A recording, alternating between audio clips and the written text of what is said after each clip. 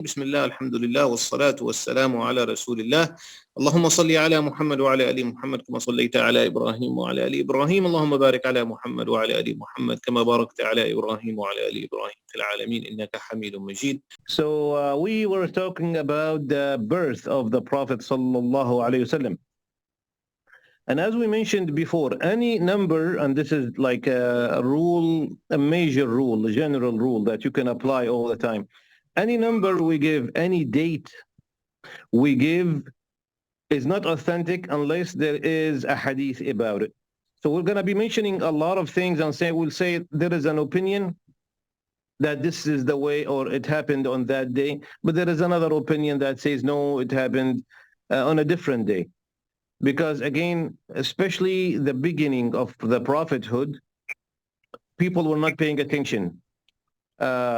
So if the Prophet ﷺ later on did not enforce this information with the hadith, then the information is not authentic really. And I'm going to mention something today that is going to be surprising to everybody, I'm sure.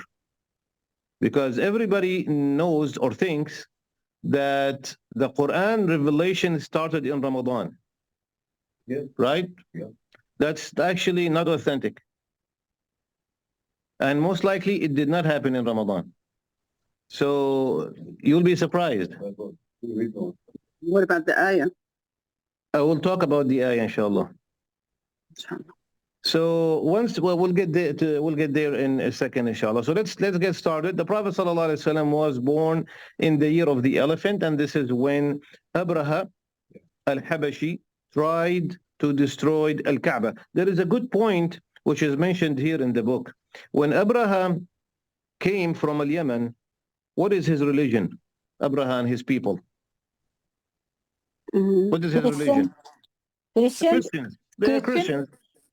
They're Christians. And the Meccans at that time, they were idol worshippers. Right. So which one is closer to the truth? Christianity or idol worship? Christianity. Then why did Allah aid the idol worshippers against the Christians and he destroyed Abraha and his army? Because he wanted to destroy the Kaaba. Isn't that right? Well, I mean, this is not the first time somebody wants to destroy the Kaaba. Arrogance? No, not arrogance. So in terms of destroying the Kaaba, we said Abu Tahir al-Qurmuti did destroy the Kaaba, at least partially. And Allah subhanahu wa ta'ala did not directly stop him like Abraha al-Habashi. So it's not because of the Kaaba really. The reason why Allah subhanahu wa ta'ala destroyed Abraha al-Habashi in this way, by the way, Allah subhanahu wa ta'ala could have destroyed him in many different ways. But he destroyed him in a way which was a miracle, basically. The birds carrying these burning rocks destroyed the army, and the Meccans saw that. They saw that. That was to prepare them for the reception of Prophet Muhammad sallallahu alaihi wasallam. Exactly. So the reason why Allah destroyed Abraha al-Habashi and his army in this particular way is to make this an ayah, a sign for the people of Mecca that the last prophet is about to be born. You just saw a miracle, so you better believe in him. When the Prophet sallallahu alaihi wasallam, before he was born, his father passed away. And like we said, there is another opinion that says actually his father passed away when he was 6 months old, after he was born. So see, all these things have different opinions because nobody took notes at that time. And the Prophet ﷺ did not tell us. So they say, some say, and the majority goes with the opinion that his father never saw him, Abdullah. He died before the Prophet ﷺ was born. But there is another opinion that says the Prophet ﷺ was 7 months old, which means he was already born when his father passed away. But there is no difference in opinions regarding his mother's passing. His mother passed away when they were coming back from Medina, which was called Yathrib at that time, in a place called Al-Abwa, between Mecca and Medina. And the reason why there is no different opinions is because the Prophet ﷺ, later on, many years after, receiving the message and the wahi, he told the companions that this is the grave of my mother and I would like to visit it. So that's why there is no different opinions regarding that. Now, of course, Prophet Muhammad ﷺ had to move from one house to another. When the first 4 years he was with Halima Sa'diyah. Yeah. Yes. So she nursed him for 4 years. I mean, of course, she took care of him for 4 years. And then she stayed with his mother from 4 to 6. When he became 6, his mother decided to go and visit her family in Medina. By the way, his mother is originally from Yathrib, from Medina. His father is from Mecca. Subhanallah, how Allah subhanahu wa ta'ala, because he's from Mecca and he's going to do hijrah to Medina later on. So the plan from the beginning, the Prophet ﷺ was mixed from both. His father from Mecca, his mother was from Medina. So she died on the way back. She got sick and she died. Of course, Prophet Muhammad ﷺ's life was extremely difficult from the very beginning. First 4 years with Halima, and then 4 to 6 with his mother Amina, and then from 6 to 8 he stayed with he stayed with his grandfather Abdul Muttalib, and then his grandfather passed away and he moved to Abu Talib's house. So almost every 2 years he had to change location because of that. And this is difficult. Wa alaikum salam, because once you get used to the place and the people around you or the people you are living with, as soon as you get used to that, you have to move again. So it was very difficult for the Prophet sallallahu alaihi wasallam. Why they send their babies to other villages or other people?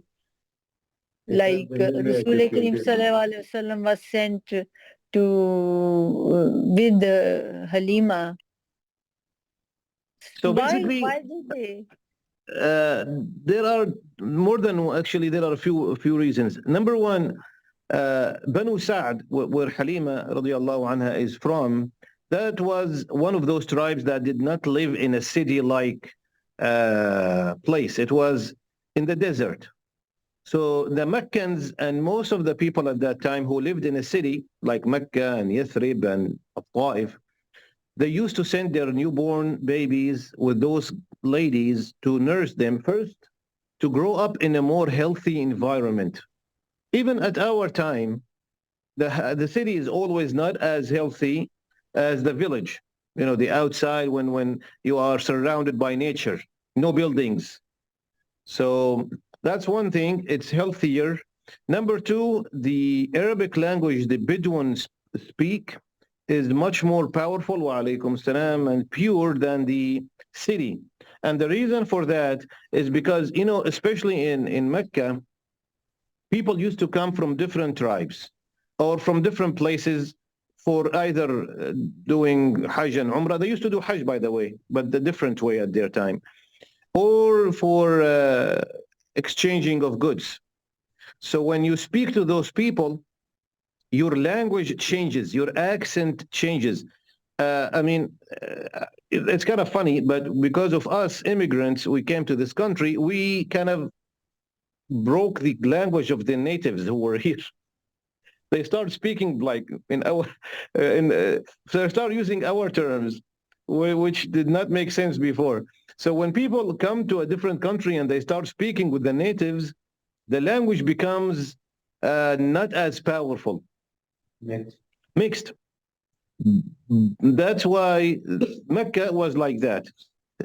So the people will send their newborn babies outside where the Arabic language, and it's all a part of Allah subhanahu wa ta'ala's plan for Prophet Muhammad sallallahu alayhi wa sallam, because you see, the Prophet sallallahu alayhi wa sallam's hadith is very beautiful. He can give you so much wisdom in a few words. So his Arabic language is very powerful, even though he was never sent to school. So he learned that by staying, and especially the first 4 years or 5 years of your life, that's when you learn the language. If you try to learn it after that, 6, 7 years, learning a language becomes difficult. It's always easier to learn it when you're young. When he was with his grandfather, Abdul Muttalib, he stayed, as we said, for 2 years, and then he went with Abu Talib. Abu Talib wanted to take him with him to Ash-Sham. Abu Talib was a merchant, so he wanted to take him with him to Ash-Sham. On the way, he was seen by Bahira al-Rahib, the priest, and he told him, don't take him with you to Ash-Sham. Send him back to Mecca. And the reason is because Bahira was able to identify that Prophet Muhammad ﷺ is the last prophet. And he had, we said, the seal of prophethood since birth. 3 beauty marks that have a hair coming out of it. So this was a significant sign. Whoever knew the sign would identify that this is a prophet. So Bahir al-Rahib knew when he saw the Prophet ﷺ. The Prophet ﷺ was about 9 or 10 at that time. So he told Abu Talib, do not take him with you to Ash-Sham, because Ash-Sham, there are Jews and Christians there. Maybe some of them might be able to identify he's the last prophet and they might hurt him. So he told him, send him back to Mecca. So he did not go to Ash-Sham. But again, this one is mentioned in Sahih al-Tirmidhi. But some say when Abu Talib sent him back to Mecca, he sent Bilal ibn Rabah with him. Many of the books mention that. This part is not authentic and actually is wrong, because Bilal ibn Rabah was not born yet. Bilal ibn Rabah was not born yet. So how did he send him with Bilal ibn Rabah? Yeah. Prophet Muhammad ﷺ was about 15 years older than Bilal. And when this trip happened, the Prophet ﷺ was 10 years old. How did he send Bilal with him? See how subhanAllah, people make things up without thinking. Now, the story about going with Maysara, Prophet Muhammad ﷺ was 25 years old when Khadija bint Khuwaylid radiyallahu anha. By the way, Khadija, before the Prophet ﷺ, she was married how many times? 2 times. 2 times. And her husbands, both of the times, passed away. Passed away, yeah. Both of them. And she was 40, as they say, even though, again, that age, there are different opinions. And there is a point, because, see, if she got married to the Prophet ﷺ when she's 40, and she's going to give birth to all of his children, 6 or 7. So it's a little difficult for a lady at the age of 40 to get that many children. It's possible. I mean, it's possible. But some say, well, Khadija was a little younger. So again, these numbers, yeah, maybe she was 39 and 11 months. That made a big difference. Maybe Okay. she was 30 and Rasul Kareem was 24. It's possible, yeah, it's possible that she was younger. But I think most scholars go with the age 40, but Allahu A'lam. The Prophet ﷺ is 25. He arrived at Busra. Busra is in Ash-Sham. He got close.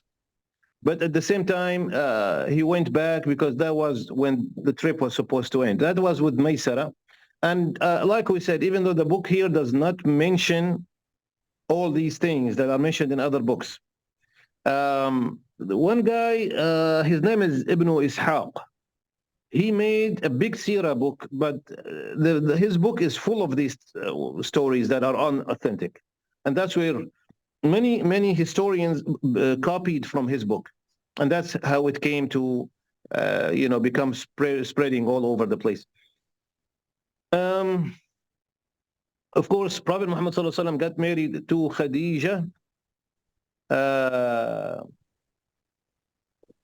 when he was 25, she was 40. Some say he was 30 and she was 40. Some say he was 21 and she was 40. So, like we said, these numbers, if the Prophet did not tell us, it's not authentic. That's not authentic. But we all know it was the first wife he married, and he did not marry any other wife with her. Khadija radiallahu anha, She was the only wife he had. And even after she died, he didn't want to marry. He was really sad. And he used to say, there is no wife after Khadija. Even after he got married, he will say to all his other wives, there is no wife after Khadija. She's really, wa alaikum salam, the one that he really loved. And some say, Allahu A'lam, the wife that the Prophet ﷺ married out of love and as just, like feelings was Khadija. Because the other wives were all commanded by Allah subhanahu wa ta'ala. Even Aisha, and he loved Aisha. The Prophet ﷺ said to Aisha, Jibreel came to me with some kind of like a bouquet, like, some green branches, and your picture was in the middle. And that was a command from Allah to the Prophet to marry Aisha radiallahu anha. So the Prophet ﷺ's wives were all command of Allah subhanahu wa ta'ala. Khadija radiallahu anha, he married her out of love. So that's why he loved her really so much. They say their life as husband and wife is an exemplary life. If you want to give an example of a successful marriage where husband and wife loved each other and they were so close to one another. And even after meeting Jibreel, we know in the cave, she was there for him. And she covered him and she hugged him. And at that point, certainly she did not know he's a prophet yet. Yes. If he did not know himself, she did not know, but she still gave him a lot of support. And that is important, especially when the husband needs these emotions from his wife. Men normally do not show the emotions as much as women. I mean, it's a different thing. Normally a man has more ability to hide his emotions. And this is not a shameful thing, by the way. This is actually what makes us different. More macho. Something like that. Yeah. So Sister Faruqi has a good question. What? Mhm. She says that, so did he marry without any feelings? No, not that way. No, but he loved Aisha, and the story between him and Aisha, how they used to run and race and do all kind of fun stuff together, no doubt. But we can say not all marriages. Some of the marriages were done because the Prophet ﷺ just wanted to save someone from a situation like Sauda radiallahu anha. Sauda bin Zum'a, she was over 80 when he married her. Wow. He was over 80 years. Mhm. And the reason why he married her was because she was the only Muslim in her family. Mhm. And she felt that she was under a lot of pressure. So the Prophet ﷺ wanted to save her from that situation she was in. But most of the marriages, the Prophet ﷺ did it by the command of Allah. But he loved his wives. That's one thing we have to understand. He loved all of his wives, not at the same level, no doubt. Khadija was number one, and then Aisha was number two, and then the rest of the wives. He loved Maria a lot. Maria Qutbiyya. Maria al-Qibtiyya, he loved her a lot. So, and by the way, our perception of love before marriage, that is not a correct perception. Love normally comes after marriage. Right. And you notice that these kind of marriages normally are more successful than the ones who started with love and then became marriage. What I'm talking about is the arranged marriage. Arranged marriage, according to statistics and studies, arranged marriage works better in the long run, after many years, versus a love marriage. So, you cannot say when the Prophet ﷺ got married, he loved his wife after marriage. And even in Islam, it's not allowed to love anyone before marriage. You find the right person, you ask them for marriage right away. There is no, we're going to just get to know each other for 5 years and then we'll get married. But one thing is for sure, we love the wives of the Prophet ﷺ. All they are our mothers, Ummahat al-Mu'mineen. And the Prophet ﷺ loved all of them.